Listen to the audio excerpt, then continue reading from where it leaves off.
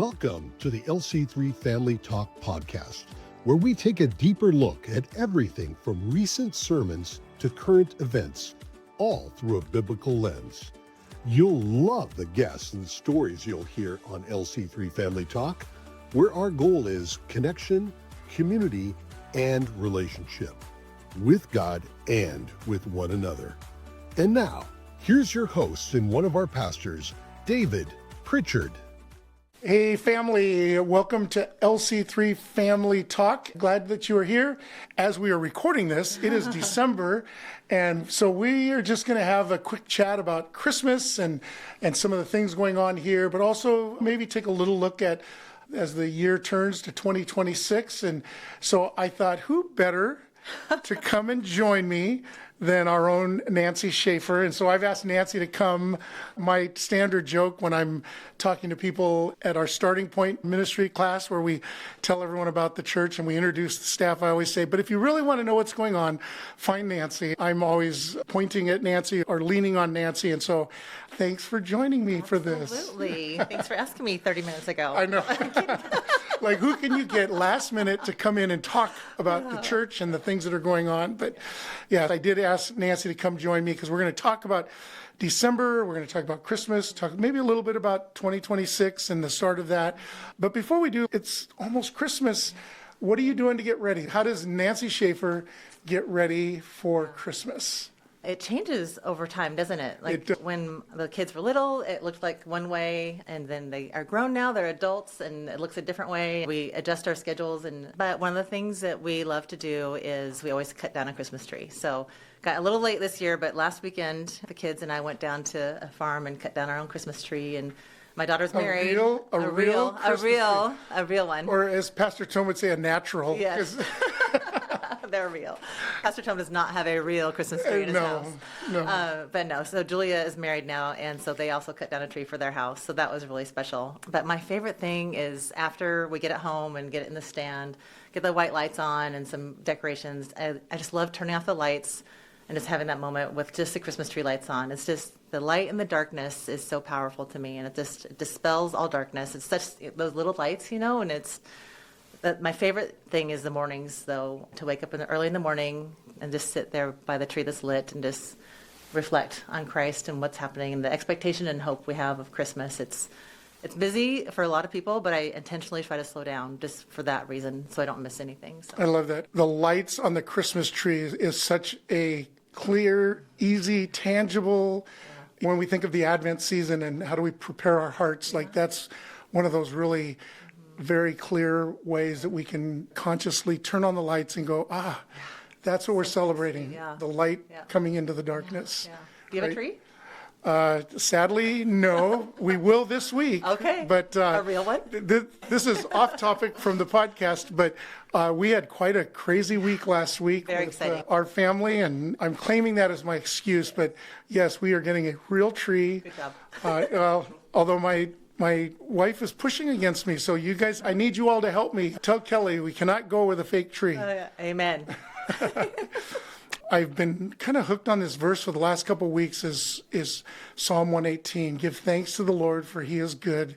His love endures forever. And in this season, because you're right, like it changes. Once upon a time, we had a bunch of littles running around and we were just trying to stay afloat. Now we have a little bit of space. It's still busy, but it's different. Yeah. But we give thanks to the Lord. Absolutely. Because he's good and his love endures forever. So yeah, Christmas time, a lot going on. In fact, we've already had, quite a bit already happened. We had some women's events that were fantastic, and we had a wreath making event. So we've had some things already happening, but there are still a couple of big ones coming up. Tell us, what are some of the things still coming? Yeah.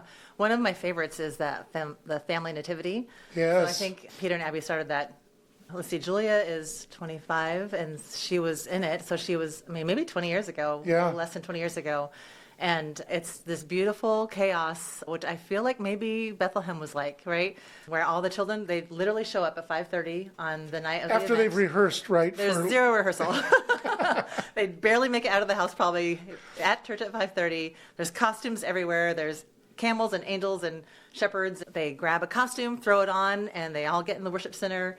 They get a little candle, and Peter and Abby just say, okay, They draw lots for Mary and Joseph, and everybody hopes they're Mary and Joseph, and that's super fun. It's unrehearsed, just raw and real and chaotic and beautiful and simple, which is just fun. And the other part that I love, well, two things. We're doing it at our Lakewood campus, and we get to do it in our Lacey campus, Yay. which is really exciting. So I'm excited for them to see it for the first time down there.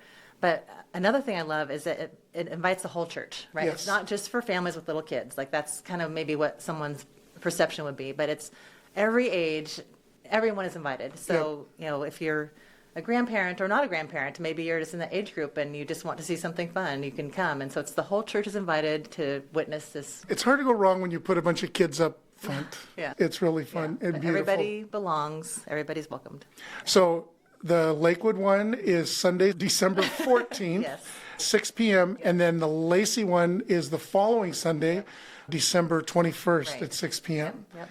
If your kids, and we do have some high schoolers that are shepherds and wise men, and it used to be intended for the little ones, but I think every age child or student can participate and show up at 5:30, get a costume on, and we're ready to go at 6 o'clock. It's so much fun. It is. Church family, make sure you come and witness it, if not be a part of it. And then Christmas Eve is a little different than our normal. Well, it's not a Sunday for one thing, it's in the middle of the week.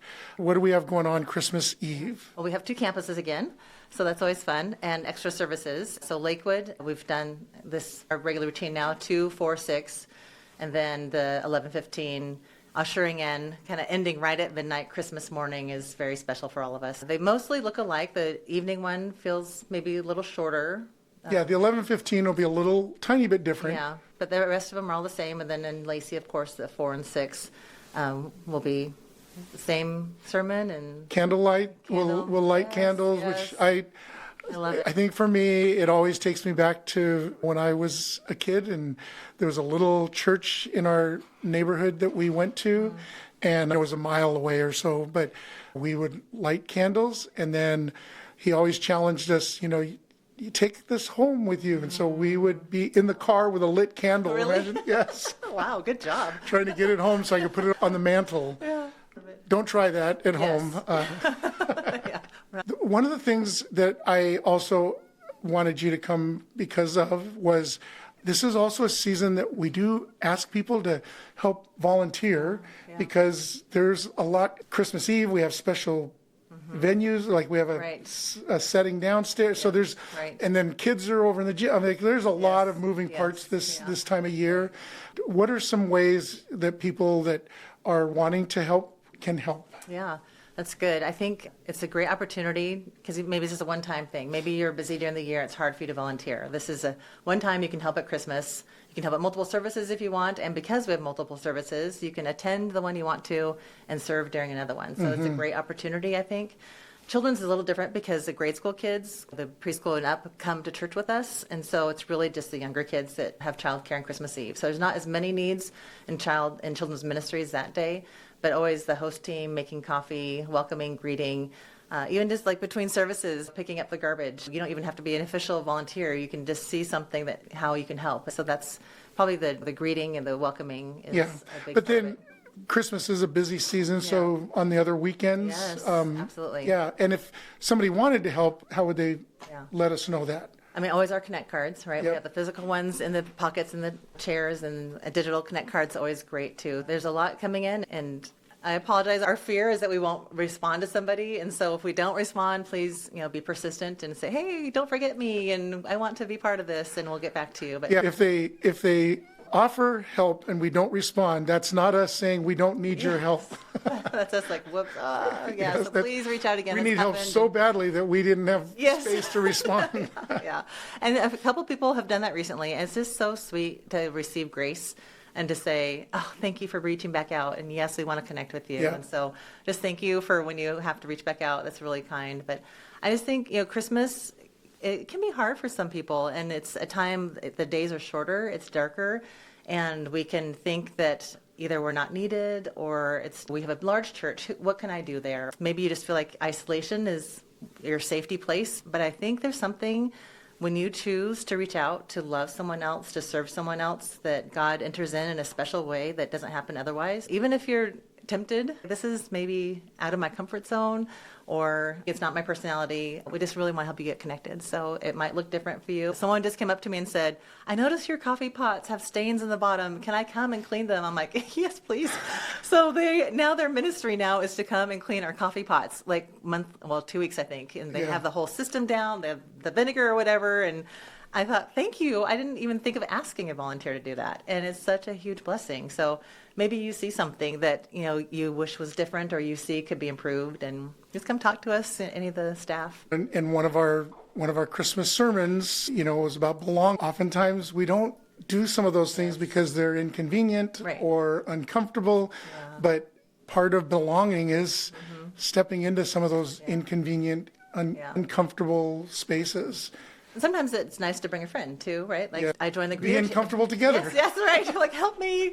Yeah, but I did. I joined the greeter team, do that with a friend who wanted to also get involved. And so we do it together, and it's fun. And so bring somebody along, or ask somebody maybe that needs a little encouragement. And honestly, that was one of the big reasons I wanted to have this conversation with you, is because I know you've done some thinking and some work around volunteering. It's easy to get two-dimensional in our thinking about volunteering. It's like it's easy for us to just say, oh, they need help, so I have to help. Yeah. But there's so much more to volunteering than that for both sides. I think community groups together also, right? Like, that's one of our beautiful parts of our church is community groups. And so even to challenge your group, say, what is it that we can do together as a group? So there's lots of nuances and ways. Yeah.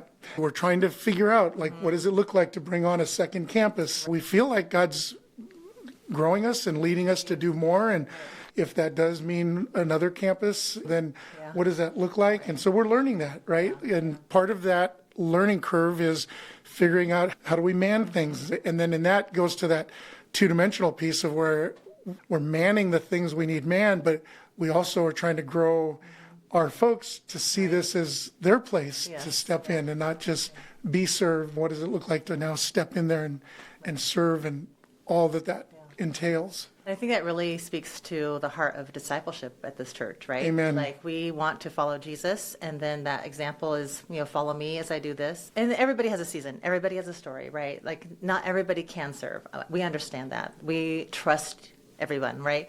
But if you feel like maybe, you haven't served this year, maybe in any capacity, maybe take that challenge. Is ask the Lord, like, is this something you have for me? And am I following Christ the way you want me to follow him?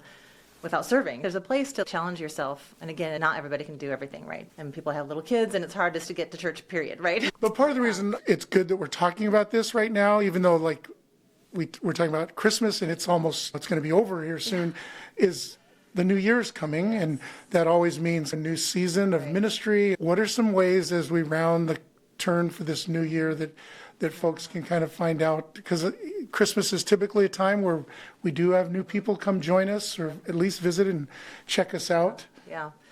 I always say start with prayer, right? Ask the Lord what he has for us and what he has for us in the season, because it's, again, different. There's something about the new year that I just love also, of this freshness. There's a new expectation or possibility or hope for something new, and starting with prayer, asking the Lord what he would have. And then I'm very excited. Pastor Tom has given us some teasers about the Vision Sermon coming up the 1st of January, and some really exciting things happening in our church body and in our community, and beyond globally. We have so many ways we reach out. Just ask the Lord what it is for you. And each person has giftings. He has equipped us with giftings and passions, and maybe press into those into the new year. How have you gifted me, Lord, and how can I use that for your kingdom? And then we do have one event in January to help everyone see all because we do have a lot of ministries. Oh my goodness, it's almost almost overwhelming. Yeah, we do have the ministry fair January 10th and 11th. It has to be because of space, a little sampling of kind of what we have to offer. We've grown so much that our children now on Sunday mornings are in our gym, where we normally would have a large event on a Sunday morning. But praise God, he provided this place, this extra space that we thought was extra that we actually now need. So the ministry fair will be over in the lower lobby in the main building, and then in I'm not sure in Lacey. We'll find a place in Lacey. We'll figure out something. It'll be a good time to kind of explore and just ask the Lord to prompt you to a table of where. And we'll have hot dogs, I'm sure. Well, it's going to be as a surprise. There'll be something very exciting. You heard it here first, that there's little something. Teaser. Yeah, something, and not hot dogs. I mean, we won't. Some of us won't know how to I'm act. not going to share anymore. Okay, all right, and I won't ask. You'll have to show up. Okay, make sure you come to the ministry fair so you can see what it is. Yes, yeah. Yeah. Thanks for joining me. I love having these conversations because they are hopeful. And I think you alluded to it earlier, but I do want to acknowledge that. I know Christmas is a fun and exciting time for people, but it's also a really hard season for some. And so, church family, if this is one of those seasons where you're experiencing Christmas for the first time without a loved one, then just know that